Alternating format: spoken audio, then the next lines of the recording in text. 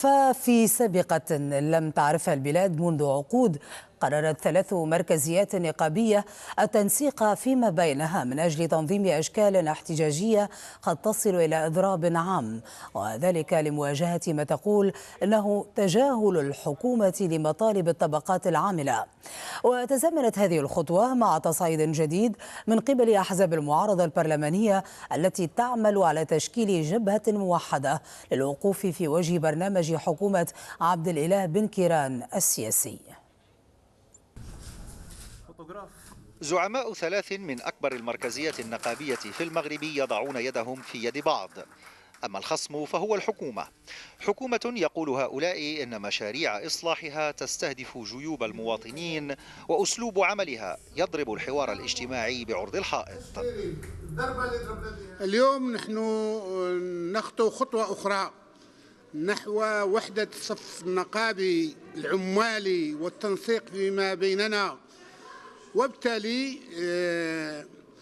اتخاذ ما يلزم من قرارات لزجر هذه الحكومة.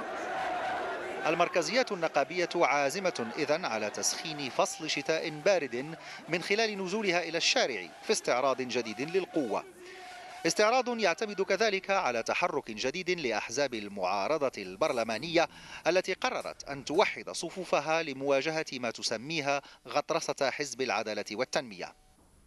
اليوم هناك اصطفاف في المجتمع، اصطفاف سياسي للمعارضة المؤسساتية الموجودة على مستوى البرلمان، واصطفاف اجتماعي للنقابات، واصطفاف ديال المجتمع المدني لمقاطع الحوارات التي فتحتها هذه الحكومة على اعتبار أنها حوارات غير منتجة.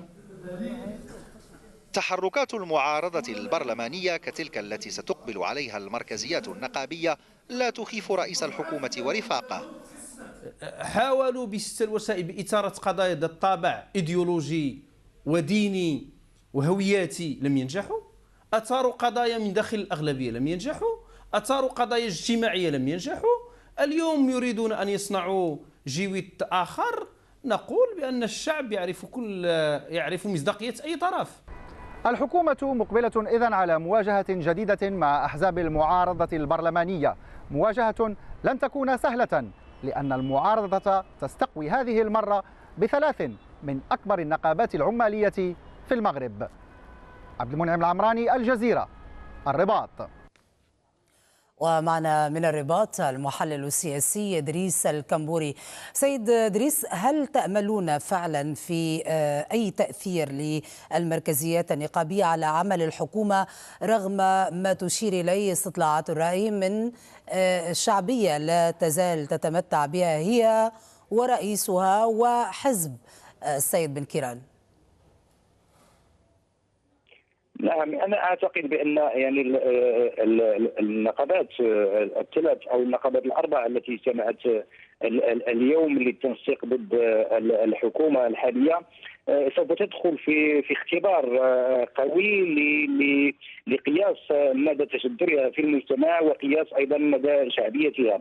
هذه مسألة مهمة بالنسبة للنقابات المغربية، خصوصا نحن نعرف من خلال المعطيات، من خلال استقصاءات الرأي وبعض التقارير، أن العمل النقابي في المغرب في الحقيقة حصل له تراجع كبير وحتى نوع من النخبوية، لأن الحديث عن الوزراء أو عن الموظفين والعمال نعرف أن العدد كبير من المغاربة جلهم ليسوا متوفرين على أجور أو تعويضات، فإذا الخطاب النقابي هو خطاب قاصر على نخب معينة. وأنا أعتقد بأن هذا المشكل الذي حصل مع الحكومة يجب أن يدفع أيضا إلى إعادة النظر في الخطاب النقابي، إلى إعادة عقلة الأمان النقابي. الأمر الآن لا يتعلق بمواجهة النقابات والحكومة، وأيضا بل ايضا مواجهه بين النقابات وبين الشارع بقياس مدى مصداقيتها. لكن سيد إدريس، رغم وجاهة المطالب، ألا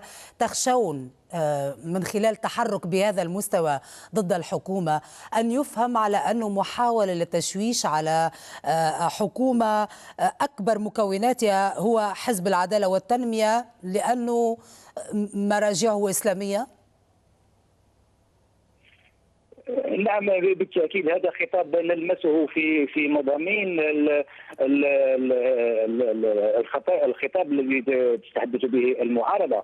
الحقيقه ان المعارضه تؤاخذ الحكومه على مجموعه من المسائل التي يلمسها حتى الراي العام. هناك زيادات متتاليه في المواد الاساسيه، هناك زيادات مرشحه في المستقبل القريب، هناك ايضا ما تلاحظ المعارضه من ان رئيس الحكومه يطغى عليه الطابع الشخصي داخل الجلسات البرلمانيه، وهناك ايضا تركيز شديد من طرف رئيس الحكومه والحزب القائد للحكومه على مساله المشروعيه الانتخابيه. ربما المعارضه ترى في هذا التلويح نوعا من الاستقواء بالشارع او بسبب الاقتراع عليها، ولذلك اعتقد ان المعارضه يعني في الوقت الذي تسعى الى عقل نفس العلاقه بين المعارضه والحكومه، الحكومه ايضا لها شكاوى بالمقابل من المعارضه، ترى ان هناك عملا مقصودا تجاهها فقط لان مضمون الحزب الذي يقود الحكومه هو مضمون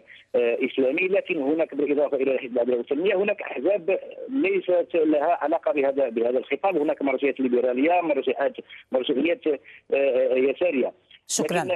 في اعتقادي ان ما يحصل الان هو ادراك للمعارضه بالحجم الغير الكافي للنيل من هذه الحكومه. نحن لاحظنا في السابق هناك تنسيقات كثيره أشكرك. حصلت بين بعض الاحزاب الثنائيه، والان إدريس الكمبوري المحلل السياسي كنت معنا من الرباط، شكرا جزيلا لك.